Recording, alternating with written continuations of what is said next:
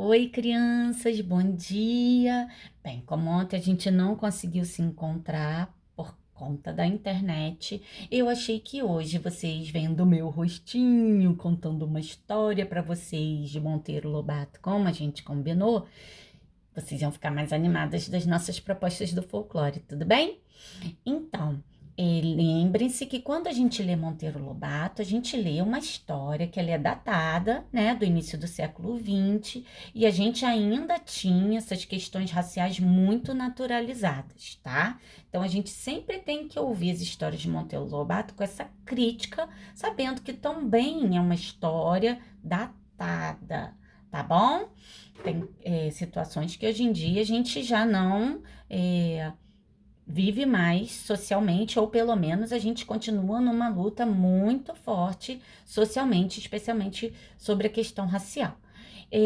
Mas também a gente não pode deixar de contemplar a literatura brasileira e o Monteiro Lobato como pioneiro da literatura infantil, especialmente quando a gente fala de folclore e das histórias que ele acabou difundindo através dos seus livros. E hoje a gente vai saber, através da história de Monteiro Lobato, sobre o Saci. E aí a gente vai ler o capítulo 4, Tio Barnabé, do livro O Saci de Monteiro Lobato. Tudo bem? Então, vamos à nossa história. Tio Barnabé era um negro de mais de 80 anos que morava no rancho coberto de sapê, lá junto da ponte.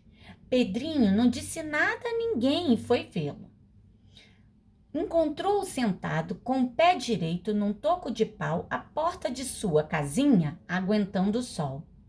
Tio Barnabé, eu vivo querendo saber de uma coisa e ninguém me conta direito. Sobre o Saci. Será mesmo que existe Saci?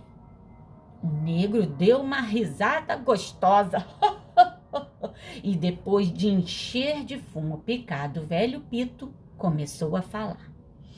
Pois, seu Pedrinho, Saci é uma coisa que eu juro que existe. Gente da cidade não acredita, mas existe. A primeira vez que vi Saci, eu tinha, assim, sua idade.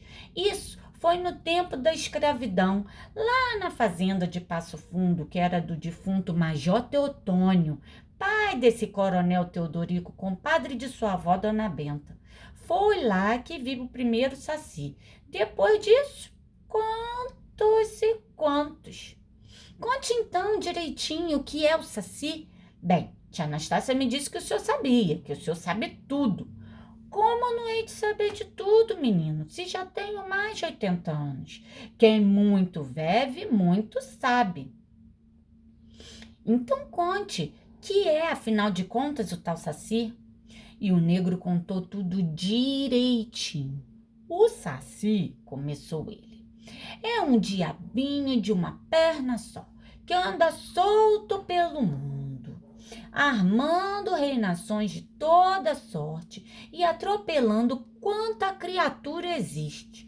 Traz sempre na boca um pito aceso e na cabeça uma carapuça vermelha. A força dele está na carapuça, como a força de Sansão estava nos cabelos. Quem consegue tomar e esconder a carapuça de um saci, fica por toda a vida senhor de um pequeno escravo. Mas que reinações ele faz? Indagou o menino. Quantas pode? Respondeu o negro. Azeda o leite, quebra a ponta das agulhas, esconde as tesourinhas de unha, embaraça novelos de linha, faz do dedal das costureiras cair no buraco, bota moscas na sopa, queima feijão que tá no fogo, gora os ovos das ninhadas. Quando encontra um prego, vira ele de ponta para riba para que espete o pé do primeiro que passa.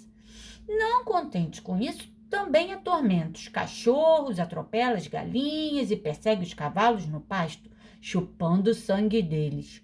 O Saci não faz maldade grande, mas não há maldade pequenina que não faça. E a gente consegue ver o Saci? Como não? Eu, por exemplo, já vi muitos.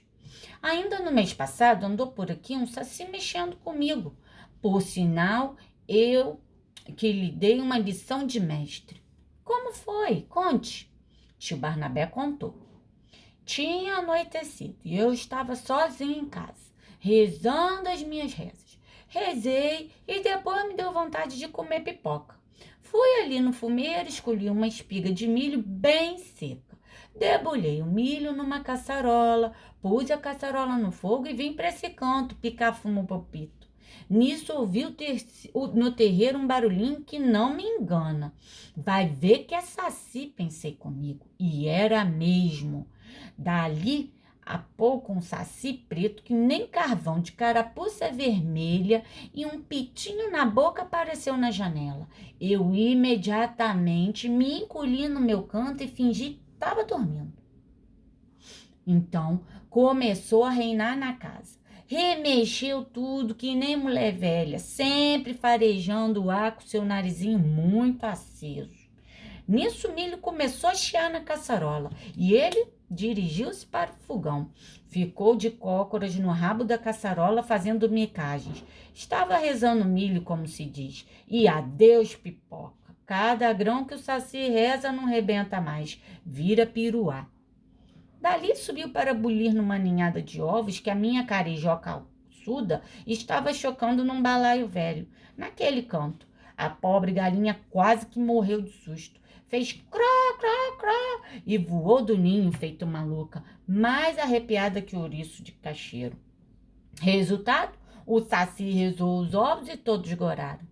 Em seguida, pôs-se a procurar o meu pito de barro. Achou o pito naquela mesa, pôs uma brasinha dentro e tirou justamente 7 fumaçadas. O saci gosta muito do número 7. Eu disse cá comigo, deixa estar, coisa ruinzinho, que eu ainda apronto uma boa para você. E fiquei armando o meu plano para assim que ele voltasse. E voltou? Inquiriu Pedrinho. Como não? Na sexta-feira seguinte apareceu aqui outra vez às mesmas horas.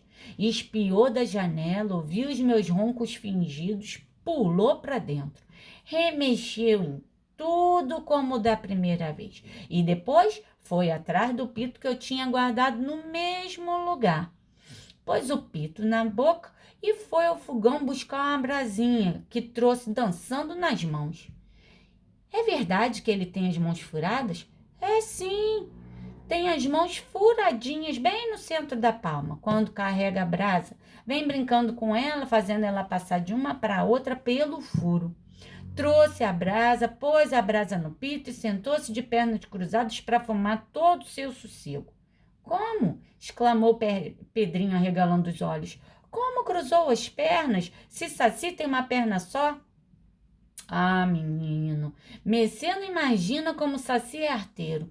Tem uma perna só sim, mas quando quer cruzar as pernas, como se tivesse duas. São coisas que só ele entende e ninguém pode explicar.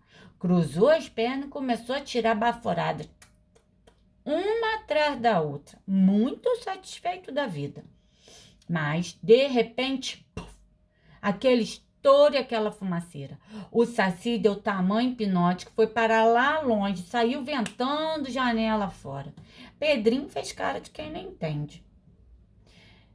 Mas que puff é esse? Perguntou. Não estou entendendo. É que eu tinha socado pólvora no fundo do pito, exclamou tio Barnabé, dando uma risada gostosa.